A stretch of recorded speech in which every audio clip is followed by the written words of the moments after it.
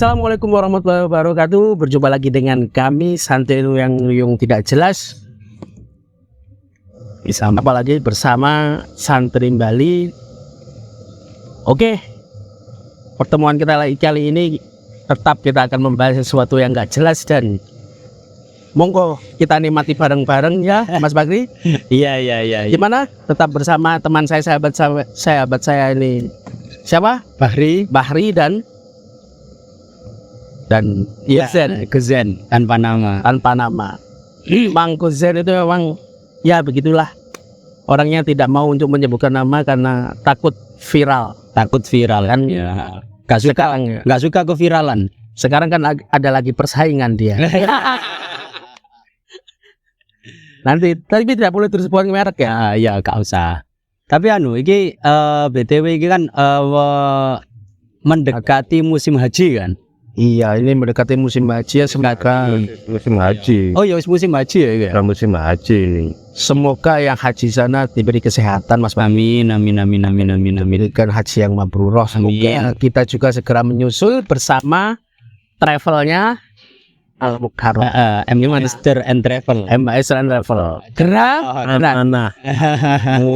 murah. Dan ayo para ini kan mumpung toh. Biar kelihatan gak jelas ya. Karena besar hari raya Idul Adha, hari raya besar gitu mendekati. Piye nek bahas kurban Korban perasaan apa korban hewan apa korban apa? Pokoknya nggak korban perasaan dan saya juga jangan dikorban ya. Yo bekne sih korban perasaan itu yo legal ngono loh. Soalnya setiap saya kesini dari korban perasaan ke sini. Masya Allah, nggak apa-apa lah demi persahabatan kita. Oke lah, nggak masalah. Demi ini namanya kita mencari barokah Al-Mukarram ini. Iya. Al-Muharram. Piye gimana? Kan Idul Adha kan identik dengan korban. Sebenarnya untuk sebelum sampai korban itu apa? Hukumnya korban itu piye toh? Guse saiki sing menjadi narasumber. Bagus. Sayangnya korban kali-kali Gusnya lah narasumber. Korban itu apa sih Gus korban? Gini, kalau kita kutip lagi di kitab Fathul Qorib. Apa kitab Fathul Qorib itu Gus? Saya kan pikir kalau di pesantren itu ada namanya kitab Fathul Qorib. Yang namanya takrib itu ya? Bisa juga disebut takrib.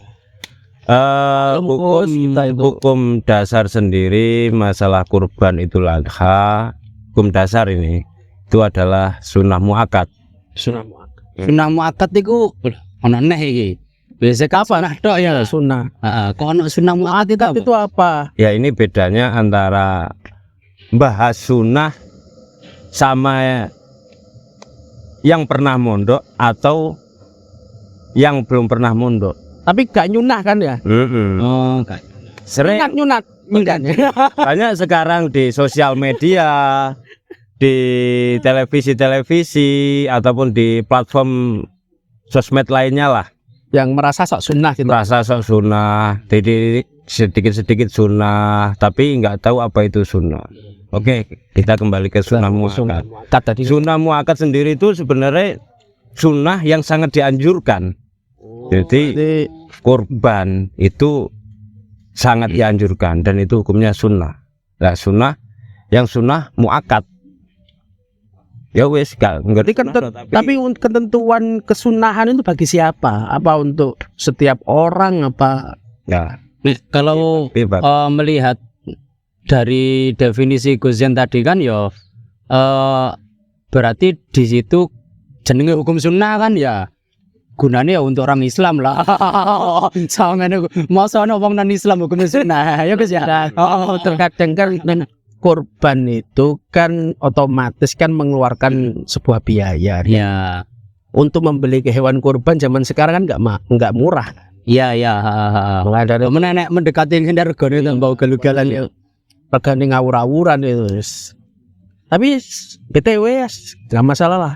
Kalau emang hukumnya sunnah ya semoga saja kita semua ya bisa berkorban. Amin. Tapi belajar dhisik awake dhewe sebelum kurban kambing ya kurban ayam gitulah. Korban perasaan itu berarti bisa, Gus. Hah? Kita perasaan, Gus. Balik. Kan korban kan mesti ada ketentuannya toh, ya kan. Masa yo aku wis korban apa korban perasaan. Kok iso yo diselindut karo DE kan yo korban perasaan toh. Wah, itu bahas cinta lagi. Ketentuan korban itu ya korban hewan ternak, bukan korban hati, korban perasaan, apalagi korban lelaki. Berarti korban perasaan, korban lelaki gak masuk itu. Tidak masuk. Korban itu Itu bidan. Korban lelaki itu bidan. Rumah sakit bersalin itu. Oh iya iya. Oh iya ya. Iya sih. Rumah sakit bersalin kan termasuk korban lelaki. Namanya korban lelaki. Di saat Bapak bertindak, itulah ibu Oh iya, apa semua hewan itu memang bisa kita korbankan? Ketentuannya di sini lho. Apa hanya hewan ternak tok? Apa ada ketentuan lain kalau dalam korban itu? Insya Allah kalau kita bahas ini secara ilmu fikih, Ya. itu ya hewan ternak. Pertama hewan ternak dan dilakukan pada hari raya Idul Adha dan 3 hari Tasyrik. Bertujuan untuk apa? Bertujuan untuk takorub. Takorup, apa takorup itu? Takorub ilallah, yaitu pendekatan diri kita kepada Allah. Istilahnya makomnya itu makom mahabbah, kecintaan kita. Apalah arti sebuah cinta tanpa kita itu berkorban. Iya, berat. Tapi Berat ini. Bener sih. Berat iki sih, berat. Memang cinta itu harus butuh pengorbanan. Dan tidak ada cinta itu yang tidak butuh pengorbanan. Jadi kan banyak bela agama, bela Allah, tapi perwujudan kecintaan itu dengan hal-hal yang salah. Banyak kayak gitu. Contoh kayak demo tahun-tahun kemarin, tapi itu ya sudahlah berlalu. Yang penting bagaimana Tentang kita itu belajar lebih baik lagi. untuk lebih baik dan untuk lebih. Namanya korban ya korban apa yang ditentukan di kitab-kitab fikih. Ulama-ulama kita, masyayikh kita mencontohkan bagaimana tata cara berkorban, bagaimana kita menghambakan diri kepada Allah. Berarti secara otomatis korban itu berarti itu adalah sebuah sebuah simbol ya. Sebuah simbol cinta kita terhadap Allah Subhanahu wa taala. Benar. Apa benar ngono? Pengorbanan ya. Pengorbanan. Ya seperti Bebas.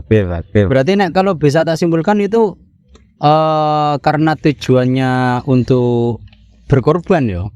Otomatis ketika penghambaan kita itu diuji untuk mengeluarkan sejumlah harta itu ya dalam ranah korban itu tadi muncul gitu Mas ya. Wis gak masalah lah. Si penting itu tadi kita tidak korban perasaan aja. Iya wis. Kalau korban perasaan kan waduh. Urusan deh. Aduh. Tapi korban itu hewan ternak itu apa semuanya hewan ternak itu bisa dikorban? Soalnya kan karena dalam budaya Jawa kan kabeh ku hewan sing diopeni ku dianggap ternak toh Mas. Iya.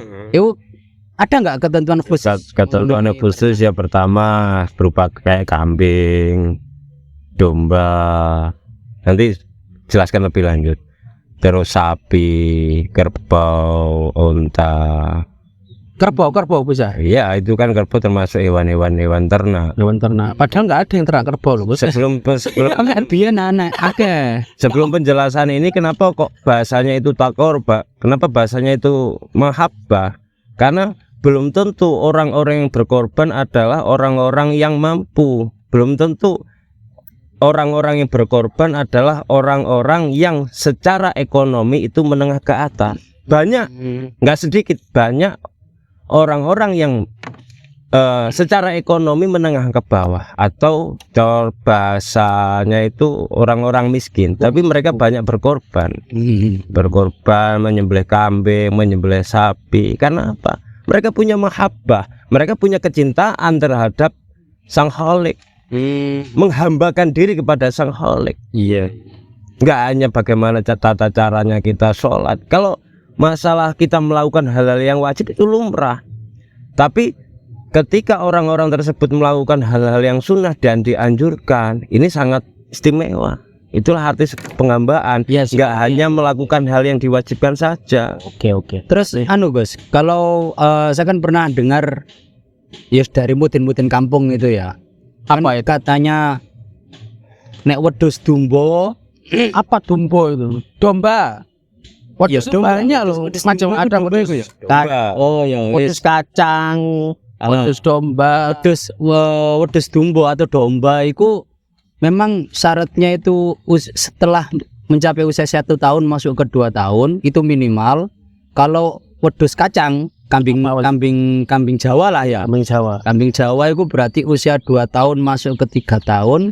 Kalau sapi itu usia 2 tahun masuk ke 3 tahun. Itu bener tak Gus? Ya kayak gitu. Semua gini. Semua jenis kambing, domba itu boleh untuk menjadi kurban. Yang nggak boleh itu satu. Apa? Kalau bahasa Jawa itu namanya wedhus gimbal. Itu nggak boleh. Wedhus gimbal itu yang ulunya panjang itu kan? Oh bukan. Pas gunung meledos itu. Wedhus gembel itu jenenge. Wedhus gembel. Nah, wedhus gembel itu nggak boleh. Oh nggak boleh. Nggak boleh. Nggak boleh itu buat kurban itu. Tapi kan juga wedhus Gus. Itu hanya sebuah kiasan lah. Apa nama apa itu? Tapi saya pernah mendengar Gus Kausar itu dawuh ya. Jadi Gus ini min jumlatil wedhus ya. Iya. Berarti isa dikorbanno. Berarti awake dhewe iki itu awake dhewe. Berarti kalau Gus ini ya termasuk ya Golongan wedhus. golongane wedhus. Kok iso dikaratakan wedhus ya iku? Ya ombo iku aku pernah lihat videonya di YouTube. Berarti bisa dikorbankan Gus Endi. Ya bisa, tapi guyonan. Oh guyonan ya. Tapi dikorbankan temenan juga gak apa-apa. Gini. Ketentuan usia hewan kurban itu macam-macam. Kalau yang pertama adalah domba. Domba itu bahasa Jawanya apa? Domba. Domba iku ya wedhus. Domba Iya. jenis domba. Apa wedhus godhong domba ku ya? Bukan. Sing kulitnya putih lho. Sing sungune ngene ku. Itu ya wis pokoknya Lagi kok kano sungune iki. Tapi kan poel. dilatih. Tapi poel. Ini powel powel. Poel wis kakean. Powel Gimana gimana? Wis Domba itu ada minimalnya sekitaran umur 1 tahun memasuki 2 tahun. Itu kalau domba. Kalau kambing usia 2 tahun memasuki 3 tahun. Jadi ada perbedaan sedikit antara domba dengan kambing. Oh iya, Jadi kalau ini belum selesai. lanjut aja. Kalau kayak onta boleh berkorban dengan onta itu sekitaran umur 5 tahun. Kalau onta itu 5 tahun memasuki 6 tahun. wis besar ya. Kecil. Balita lah. Wis daging. Mindul ya bahasane. Iya, Kalau sapi atau kerbau ini lebih muda lagi. 2 tahun memasuki 3 tahun itu kalau sapi. Mungkin karena umur segitu sudah mengeluarkan daging atau sudah ada dagingnya mungkin. Lagi imut-imutnya. Tapi adakah dalam hukum Islam kenapa sih kok ya Mas Bakri ini? Kenapa kok ada ketentuan umum minimal atau batas maksimal dalam kurban? Nek sejauh yang saya tahu sih ranahnya kan ta'abbudi ya. Jadi kita mengikut kepada dawuhnya Kanjeng Nabi. Tapi kalau melihat dari maksud sebuah korban, karena korban ini kan tujuannya sedekah daging. Oh iya. Lah saiki wedhus domba kan umumnya lemu ya. Durung setahun kan ya gak pati ono dagingnya. Tapi berarti Sedekah belum. Berarti meskipun wis powel, meskipun sudah berumur like kuru ya gak layak dikorbanno berarti. Kaya engko ono pembagiane dhewe deh Mas ya. Enek pembagiane dhewe. Ejeng rawongan iki bangga penak to. Wedhus kuru iki gak penak, enake wedhus lemu kaya wong ngono barang. Aku kok gak pada nyambung deh urusan iki. Kok ono wedhus kuru gak penak, wedhus lemu penak iki.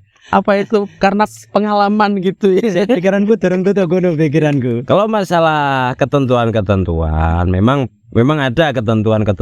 Kayak pertama yang sudah umum banyak orang ngerti, 1 kambing untuk 1 orang, 1 sapi atau 1 kerbau itu untuk 7 orang, diniatkan untuk 7 orang. Oh bisa berarti iuran untuk korban itu bisa Mbok. ya. Yo kalau menurut keterangannya Tadi loh. kalau kambing nggak bisa, kambing kan hanya 1 orang. Tapi biasanya kayak di sekolah-sekolahan itu ada sih yang iuran untuk beli satu kambing. Itu apa kurbannya sah atau bagaimana?